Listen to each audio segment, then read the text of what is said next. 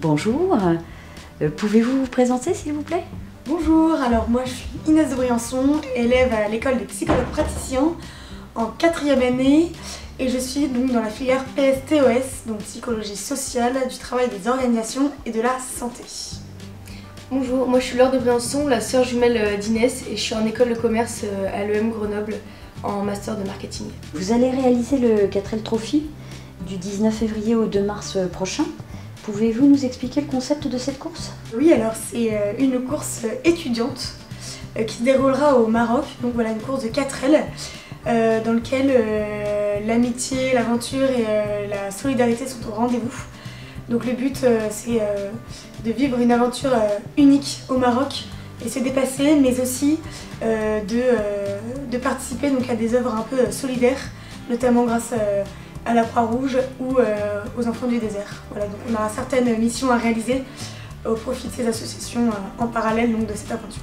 Par rapport à cette dimension humanitaire, est-ce que vous pouvez nous en parler un petit peu plus en termes d'action? On a du coup des associations qui sont en partenaire avec le 4L Trophy, comme la Croix-Rouge où on doit apporter des denrées alimentaires, ou encore Enfants du désert où on doit apporter des fournitures scolaires. Ça permet aux enfants d'étudier dans de meilleures conditions et on a aussi une journée spécialement prévue pour rester proche de ces enfants et voir un peu les dimensions solidaires du 4L Trophy.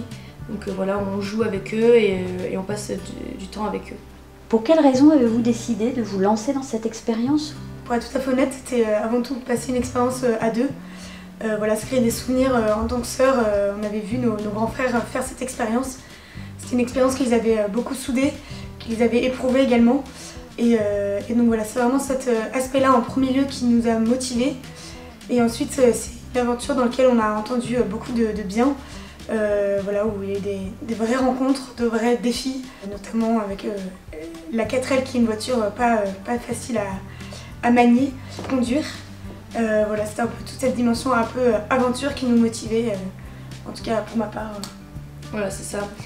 Comme on est dans nos dernières années d'études, c'est vrai que faire ce projet maintenant ça avait du sens avant d'avoir plus de responsabilités dans nos futures professions. Comment avez-vous financé votre projet? Alors ça c'est un peu le plus dur, c'est vraiment ça qui nous demande beaucoup de préparation, au-delà de la préparation sur le véhicule, la 4L. Ça marche beaucoup avec les sponsorings, les partenariats. Donc pour ça on a fait des dossiers, on va voir du coup des dons de la part d'entreprises, d'institutions, ou sinon aussi on a ouvert une cagnotte pour nos amis et la famille, donc ça c'est très important. On a fait surtout beaucoup de contacts de bouche à oreille, donc là où on travaillait, là où on étudiait, là où on avait été faire des activités diverses et variées, donc voilà. Et d'ailleurs on a de la chance parce que l'école des psychologues praticiens nous soutient dans cette aventure. Donc voilà, on les remercie beaucoup.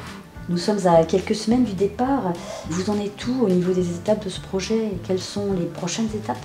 Là justement nous sommes en train de finaliser les dons matériels, récupération des fournitures scolaires pour les étudiants donc, au Maroc et les collectes aussi de denrées alimentaires. Nous sommes aussi en train d'acheter un peu les choses un peu plus disons fun pour vivre cette aventure dans de meilleures conditions, telles que des tables, des chaises pour les déserts ou encore même des costumes. Voilà. Nous sommes aussi en train de confectionner les logos que nous allons mettre sur le véhicule, donc les sponsors évidemment, mais aussi quelques photos de donateurs, donc de nos membres de famille ou alors de nos amis. Et voilà. Non, c'est ça. Puis gérer les dernières démarches administratives pour vérifier qu'on a bien tous les papiers, les passeports, les assurances pour le véhicule et voilà, le transport. Il faut qu'on aille récupérer notre voiture à Bordeaux, donc voilà, on croise les doigts pour qu'on la récupère et qu'elle soit bien en fonction. Est-ce que vous aviez déjà participé à des projets similaires auparavant ou pas du tout? C'est une première. Alors pour ce genre d'événement précisément, non. Pour ma part, toi non plus. Non plus. Après, nous avons déjà été dans certaines aventures où il fallait quand même rechercher des sponsors, voilà. Et là, notamment, lorsqu'on a fait la CCE avec l'association Pacifique Psychoprate pour ma part. Comment appréhendez-vous ce raid? Très bien, enfin, on a hâte, on est vraiment impatiente de partir et de vivre cette aventure. Peut-être un petit peu encore stressé. Je dirais que tant qu'on n'est pas lancé dans notre aventure en Espagne, bah voilà, on n'est pas sûr à 100% de partir. Étant donné qu'on a des grandes étapes à Biarritz pour le départ, on doit passer le contrôle technique de la voiture, donner nos papiers, il faut que tout soit en règle pour partir. Donc c'est sûr que tant qu'on n'est pas parti, bah on n'est pas parti. Mais voilà. Mais normalement, tout est fait pour qu'on soit parti, tout est en règle. Donc en vrai, on a hâte de partir, mais normalement tout devrait bien se passer quand même. Pour se lancer dans le Catrel Trophy, vous avez certainement dû développer des compétences particulières en mécanique, en orientation, d'autres choses? Pour l'instant, je pense que ce sont des compétences que nous allons surtout développer, oui, je dirais au Maroc. Parce que sur le terrain, je pense qu'il n'y a pas meilleur apprentissage. Et là, à part se l'imaginer, on n'a pas eu encore l'occasion de vivre justement un raid dans le désert en termes d'orientation par exemple. Voilà, après, sur le véhicule, évidemment, on sait un peu mieux comment fonctionne le moteur, l'huile, le circuit de refroidissement, etc. Mais voilà, je pense qu'on le verra d'autant mieux lors du trajet, quoi. Après, on a développé quand même des compétences dans la préparation, que ce soit en communication ou administrativement. On a créé notre association, donc c'est vrai que ça demande beaucoup de démarches, ouvert un compte bancaire aussi associatif et d'autres tâches qui sont assez 360. Donc voilà. Mais c'est vrai qu'il nous reste vraiment une partie terrain à découvrir sur le terrain. Dernière question, qu'avez-vous envie de dire aux étudiants et étudiantes qui souhaiteraient se lancer dans un tel projet, une telle aventure? Foncez. Foncez, mais on pourra surtout vous en parler une fois qu'on sera rentré. En tout cas, aujourd'hui, c'est sûr qu'on vous encourage pleinement. Je pense que c'est une aventure qui va nous marquer, qui va un peu rythmer notre vie étudiante, voilà, la fin de notre vie étudiante. Donc foncez, ça donne une ligne directrice, ça donne un vrai objectif, un vrai sens pour cette année. Voilà, en tout cas c'est comme ça que moi je l'ai perçu aujourd'hui.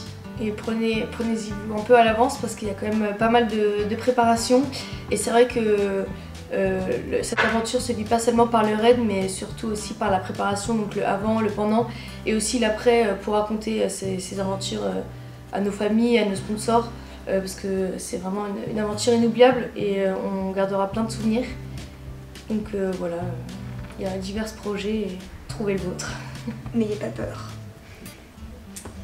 Eh bien, au nom de l'école de psychologues praticiens, nous vous souhaitons une très belle aventure, Inès et Laure, et nous suivrons de près tous les jours votre avancée et surtout jusqu'à l'arrivée. À bientôt. Merci beaucoup, à très vite.